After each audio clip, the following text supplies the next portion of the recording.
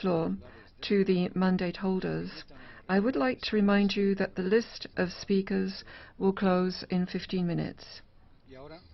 And now I'd like to invite Mr. Mokbil to present the report of the working group. Sir, you have the floor. Thank you, Mr. President. Saeed Rais, أصحاب السعادة المندوبون. Mr. President, ladies and gentlemen, Excellencies, I am honored to address the Human Rights Council today as the chairperson rapporteur of the working group on the use of mercenaries as a means of violating human rights and impeding the right of peoples to self-determination. I would also like to commend the role of the outgoing colleagues, and I would like to express my thanks to you on behalf of the members of the working group who were recently appointed. We thank the Council for the confidence they have placed in us. Mr. President, as you are aware, the mandate of our working group is twofold: monitoring and studying the effects of mercenaries and mercenary-related activities on the impact of the activity, as well as the impact of the activities of PMSCs on the enjoyment of human rights.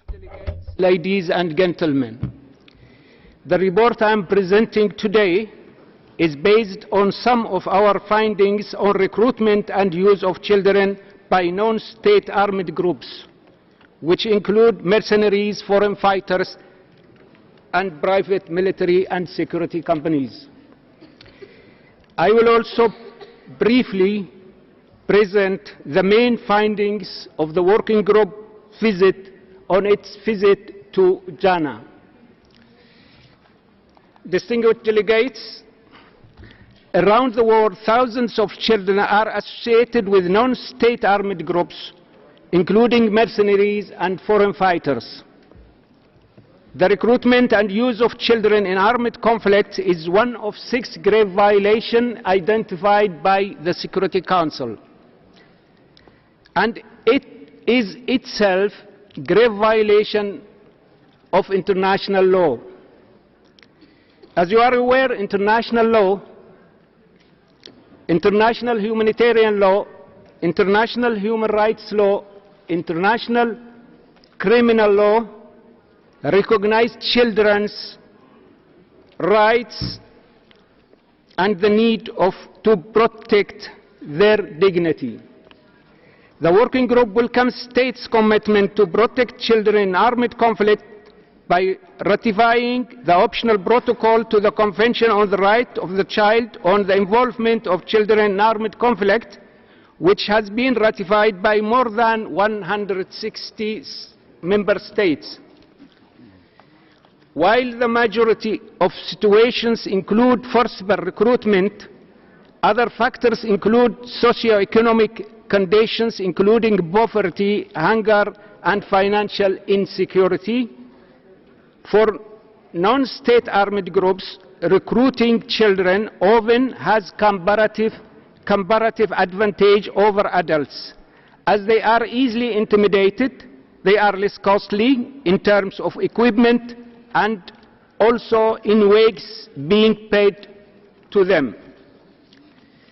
The working group noted with concerns that some children who had been forcibly recruited later became active members of the armed group which initially abducted them.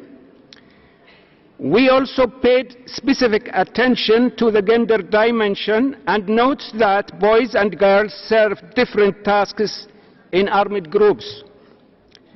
The working group also informed that sometimes private military and security companies were involved in the recruitment of children to take part in hostilities or in order to guard military facilities of state party to the conflict.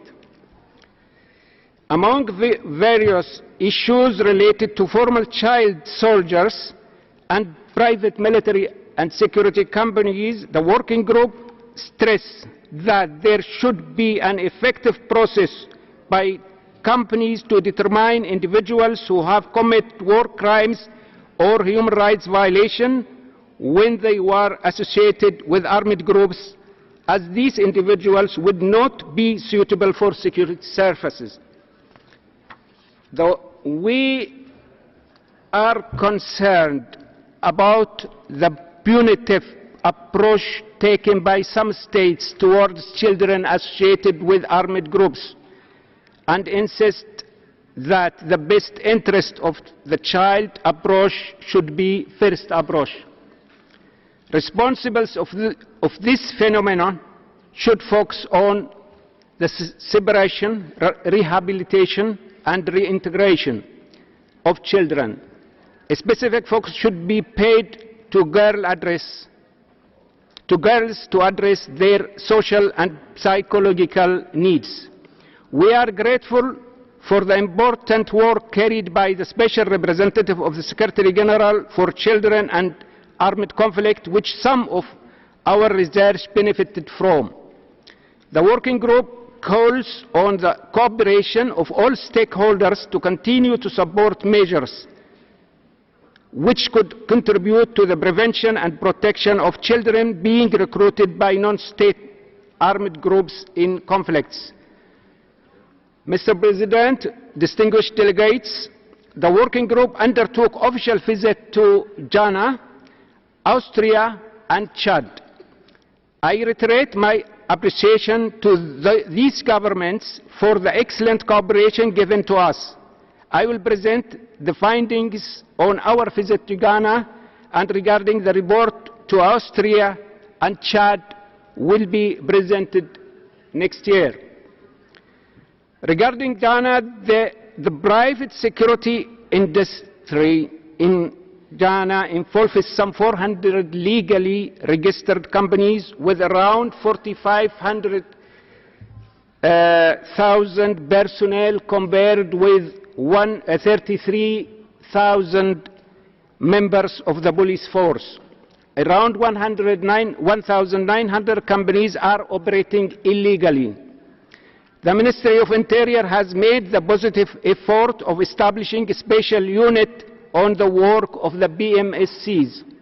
However, the working group observes that oversight of these companies needs an independent mechanism to oversee the industry and to ensure that operations are in accordance to the law is needed. The working group also referred to the positive aspects of membership in the International Code of Conduct and Montreux Document Forum.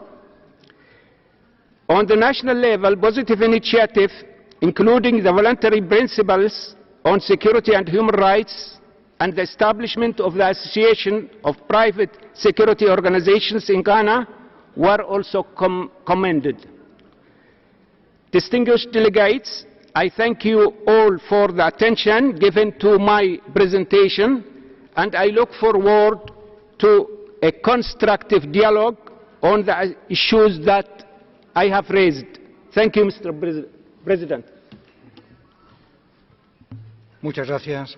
Many thanks, Mr. Mokbil.